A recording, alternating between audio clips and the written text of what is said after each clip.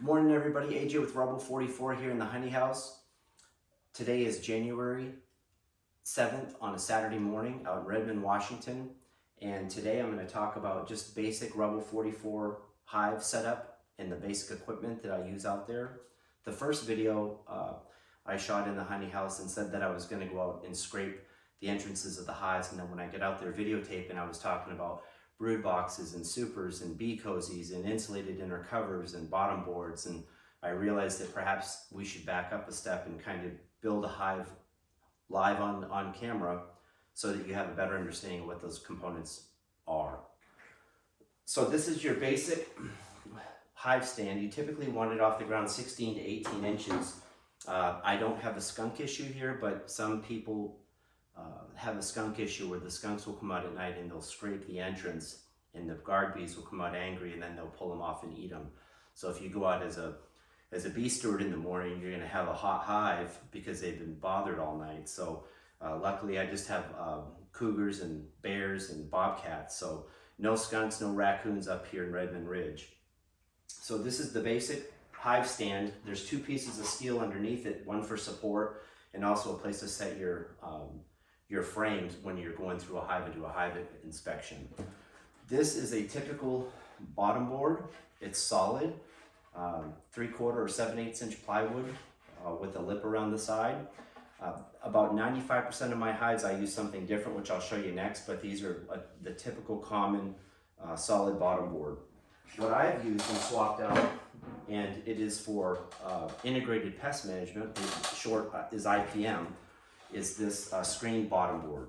And the screen bottom board is the same setup, but underneath it, underneath this galvanized screen, is a piece of corrugated cardboard that's plastic and it's numbered on the top and letters down the side. Now what this does for me is it allows me, when I do an oxalic acid vaporization and I'm treating for the mites, the phoretic mites, the mites that are exposed, those will die, their feet get sticky. It's very difficult to kill an insect on an insect, but something I said I would never do. I'll never treat my bees. I've treated my bees every year and it's been very successful. So when I use an oxalic acid vaporization, their feet get stuck and they fall off the bees and I'm able to count how many mites have dropped. Now, typically that's due to a vaporization or a mite treatment of some sort, not just because they crawled down there. So either the mites died on their own accord or I treated them with some type of pest management, whether it's mite away quick strips or oxalic acid. So I'm going to take this screen bottom board and I'm going to set it in here, and I'm going to use my hive tool. A hive tool is a flat piece of steel that has a hook on it to pull out frames, and I'll show you how to do that. It also has a sharp beveled edge for scraping off burr comb, which is comb. If it's over 3/8 inch of a space, they will fill it with comb. The bees just love to build comb when there's a nectar flow. They build they have wax glands on the bottom of their abdomen, and they'll make these little wax flakes, and then they build them up, and then they make the honeycomb. So I'm going to set this in here. Okay, that's my screen bottom board. The next product that I put on is what's called the brood box, and the brood box is a 10-frame Langstroth hive, very typical hive here in the United States. And I center that, and what it contains are 10 foundations. I punch the holes out on the bottom. This is the frame. This is the empty foundation that has a light coating of wax just to help stimulate them to build the honeycomb off of it. So this is what you do when you first start to become a bee steward. On the front here is your entrance. This is an entrance reducer. So if I have caught a swarm or have a small hive that I'm trying to protect, and perhaps there's a nectar dearth, a dearth is dead earth is how I remember it. There's no nectar flow, there's no resources for them to collect, and that can happen different times of the year, especially in late August, at least in this specific area. I can put this entrance reducer several ways. I can have a 5-inch area. I can flip it this way and have just a 3/4 inch space for the bees to guard. And this is again to protect them. If there is a dearth, you may have a really strong hive that wants more resources, and if they know this hive is weaker, the scout bees that come from the strong hive will come out. If they sense that there's honey in here, they'll go back and do a waggle dance, and then pretty soon you got 10,000 bees over here robbing this out. It's a pretty ugly scene when you see it, and I've been very fortunate to have very few robbing situations. So you can configure this in here any way you want. We're going to set it so that it's about 5 inches. What I also do for my hives is I number them, and I use just a piece of Velcro and a house number. So 44. So this is your bottom brood box. 10 frames. These are little inserts that I put on for what's called a hive handle. And when these are full of honey and resources, they can be almost 100 pounds. So picking these up all day, going through and doing hive inspections can be a challenge. So this goes like this goes like this, and I can pick it straight up. So it's super helpful. They do make all kinds of other types of hives. There's an 8-frame Langstroth hive, which is a little lighter. So if you're a little older, if you have back issues, those are a little bit easier to manage. And the bees overwinter in those really well, I think, because it's a more tight enclosed space. You can stop here and then have your queen live in here, or what I do for most of my summer, as I have so many bees, I typically put a second brood box on top. And the second brood box allows that queen to have 20 frames to go through and either lay eggs, and the worker bees can put in resources. And so you could go into winter with this with 100+ pounds of honey and different resources. Now I'm going to show you a couple frames of partially drawn comb. This is what the bees do to that foundation as they start to build comb out. And they build it at about 13 degrees upright, so when they collect the nectar and they put it in, it doesn't run out. So as they mix different enzymes in it, it starts to thicken and thicken, and then they fan it, they ventilate it, and they have to get it down to about 18.5%, and then they typically cap it off, and they intuitively know to do this. And once that honey is capped off under 18.5%, the honey's good for beyond our lifetime for sure, maybe a few hundred years, if not 1,000 years. This is my basic configuration. If there is a nectar flow, I will put what's called a queen excluder, and anywhere you put this, whether it's here or here, this will exclude the queen from coming up through. And the reason why you do that is that I don't want the queen to be laying in my honey supers where we collect our honey from. So we keep her down here, and the other bees can migrate through these slots. These are perfectly measured so that the queen can't get through, the drones can't get through, they're males, but the worker bees can, and 90–95% of the hive are female bees of some sort, worker bees, scout bees, nurse bees, on and on. So I want to stick just to the hive today. So during a nectar flow, I put the queen excluder on, and I put the honey super on. So this is where our honey goes, and it's a smaller box. There's also 10 frames lined up just like the 10 frames down here. So now you have the queen living down here. She's laying eggs, which are, when capped off, they're called brood. That's their babies that they're cultivating over a 28-day period. When there is a nectar flow, and I target 4 nectar flows here specifically. The first one will be in May, late April and May, which is the big leaf maple. I will be able to see them traveling to these maple trees and getting the nectar. They had to build all of this comb out. This is beautiful honeycomb that they've built again at about 13 degrees, so that nectar, that wet nectar that they bring back before it becomes actual honey, will stay in there and not fall out. It's pretty incredible. So they will fill this, if this is full, it will hold about 50 pounds of honey. And in order to fill this box, according to Thomas Seeley, who's dedicated his life to beekeeping, is about 12 million bee miles to fill this box with honey. One of these jars here is about 250,000 bee miles for them to fly and cultivate and bring that nectar back. So they do a ton of work. One of these is busier than the busiest airport in the world. So this is how my configuration is during a nectar flow. When that nectar flow is over, I take this box off, and then this is my honey, and they have tons of honey in here. So bees tend to if they're really healthy, they'll tend to hoard honey stores, and they actually don't need quite this much. So I'm able to target several nectar flows through the year, and so this is where they share their honey with me. The next item that you would put on here is an inner cover, and this is an inner cover, and it has a little entrance up here. This inner cover allows for ventilation, and it also allows for bees to come in through here.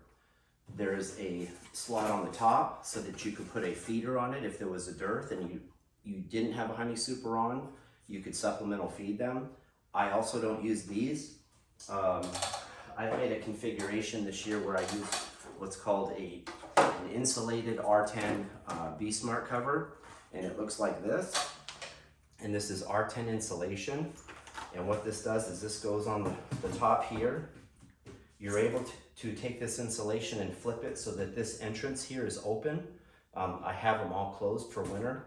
I believe that bees don't need all that ventilation, and my apiary is actually in a frost pocket where it doesn't see direct sun from about October to March because of the way the tree line is. I didn't know, but it's very, very wet here, and wet bees are dead bees. Cold bees, they can handle it, but if there's constant moisture, condensation, because this isn't insulated, and you have that cold temperature hitting the hot from the bees, you'll have condensation dripping on them. This plastic cover is designed where the water runs this way and then runs down the sides of the hive inside, so that they're warm, the heat is contained, and they're able to drink that water because they need water to survive, just like we do. So this has been my configuration. Last year, I used this, which is a custom REBELL44 Vivaldi board where I could come down here and pull corks and ventilate the hive, and it was very successful, but it was a ton of work for me, and I don't know what kind of ventilation the bees need or don't need. So I switched over to these, and it's been very, very successful. This ventilated cover goes here. I next put this on top, and there's a black cap that just fell on the floor that I pulled. And what I've designed is an insulated pocket made out of double bubble. You can get it at Home Depot or online. And this is just an insulated area with a hole in the middle to match this hole. So even though I know they went into winter with tons of resources, I also use what's called Hive Alive Fondant Patty. And it has some sucrose, dried seaweed, water, thyme, lecithin, lemongrass oil. It's a fondant that's easy on their digestive system, and that it takes care of tracheal mites. Tracheal mites are obviously microscopic mites that are in their trachea, and it can cause a lot of problems. So I try to make sure that they have everything that they need to get through the winter. Oftentimes, and we'll do this down in the apiary, this is slid in here, I cut a hole out, run a piece of tape, and then I just line it up with that hole. So now they've got food in case they're running out of resources here. When they're at the top, because it's warmest, they've got something to feed off of. And when the condensation and the heat come up here, this makes a syrup and it drips down, and they drink that as well. So their own body heat makes this nice and warm inside. So it is a fondant, and it's very good on their digestive system. It doesn't have a lot of solids in it. There's hardly any protein in it. It's mostly just carbohydrate for the adult bees to eat. So I can go out in the apiary, and I will share this with you, and I can pop the top off. Let me finish building this. This is an outer cover, very common outer cover. I put a piece of tape on it, so on each one of my hives, I label, queen right, what kind of queen it is, when she hatched out, basically her age. And then I just make notes every time I do a hive inspection, and I'll just run blue tape here throughout the whole year, and I'll be able to look at that and know if there's any immediate problems. So this is the outer cover. This goes on top of everything, and this protects it from rain, because it's so wet here in the Pacific Northwest, I have a piece of flashing with a drip edge and a piece of travertine heavy tile on top because we get some vicious winds up here. And I woke up one night and the house was flexing. There was some storm that came through, and I went down to the apiary and it had thrown all the travertine off, all the flashing, and the lids were all off, and the bees were getting rained on. So if I hadn't gone up and gone down at midnight with a headlamp, I probably would have lost all my bees. So it was very fortunate. The thing that I finish off with is a strap, and this strap just goes over the top, and then you can cinch it down. So that's just a secondary way to make sure that if there is a windstorm and it does flip the travertine off and the flashing, they're still protected. If they were exposed to bears and a bear could knock it over, this may help keep the hive contained so that it doesn't just explode on the ground and then he has a feast. So I know of several beekeepers that they don't have their bees in an electric fence or in a fenced in area, and this has saved them at sometimes. But if a bee wants to get in, he'll get in. The one last thing I'll show you, and again, in the Pacific Northwest, it doesn't get too cold. I think I shared on the last video, we had a week or so of about 13 degrees here. It gets really cold. I'm at 700 feet of elevation above a valley, and some cold air comes in. But this is a waterproof, it's probably only R3 or R4, but it's another form of insulation that I can put around this hive and then Velcro shut, and it just allows the bees to have a little bit more of protection and hold their heat. So my philosophy is the more that I can provide my bees to live comfortably through the winter, the less resources they're gonna have to eat. So I'll come out of the spring with a bunch of resources they can continue to feed off and build on for the next year. It's just trying to create the least stressful environment for them to have the best chance of survival. I've talked to multiple beekeepers already this year that have lost 30%, 40% of their hives. And when I went down yesterday and last week, looking at the hives, every single one of those hives is alive, and there's 34. And I'm humbled that something's going on up here and they're getting everything that they need to make it through the winter. So it is only January 7th, and we got a long ways to go, about 3 more months, but so far so good. And last year was the same in the year before, so I'm just super grateful that I've had the opportunity to be their steward and learn so much from them. So you love them and they love back, and their honey is amazing. So please like and subscribe. If you'd like to make a comment on any of this, please do. If you've had a REBEL44 immersion experience already and you want to share, please do. And if you've tried that amazing honey, please share your comments and what you think about it. That's it for now, and maybe next time we'll go down in the apiary and scrape some entrances. AJ with REBEL44, thank you.